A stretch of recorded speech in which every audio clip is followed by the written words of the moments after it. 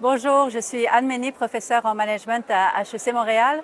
Je vais vous parler du cas MEPCO, qui est un cas qui a été écrit par Abdel Mawala Char, qui est enseignant à l'École supérieure des affaires au Liban. Donc le cas MEPCO, ça raconte le parcours parallèle de Fadi Baklini, donc un Libanais qui a fini par, en 1997, fonder son entreprise MEPCO pour Middle East Paper Company, qui est devenue au fil des années une PME transnationale qui fait des affaires non seulement à Chypre, où elle était basée au départ, mais également à Dubaï, en Afrique du Nord, au Moyen-Orient et en Inde.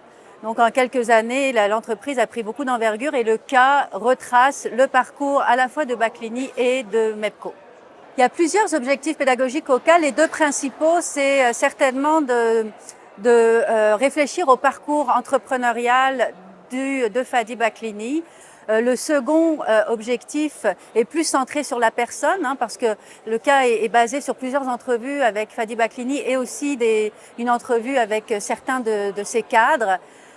Donc c'est une interrogation sur son parcours à lui, comment de fil en aiguille il est devenu quelqu'un qui était très centré quasiment sur l'artisanat du papier, jusqu'à quelqu'un qui à la fin du cas a des projets de diversification dans l'agroalimentaire, dans des secteurs qui sont vraiment sans aucun lien avec son secteur d'origine.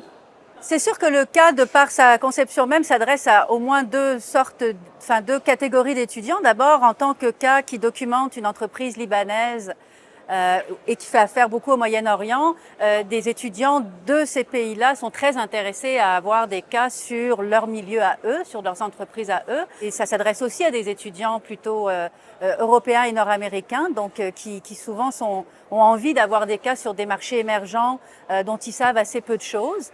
En termes de programme ou de niveau, le cas est accessible à des étudiants qui n'ont pas vraiment d'expérience en gestion. Je pense qu'il permet à des étudiants sans expérience de réfléchir à l'entrepreneuriat. Donc dans des cours d'entrepreneuriat, dans des cours de stratégie aussi et éventuellement dans des cours de gestion internationale.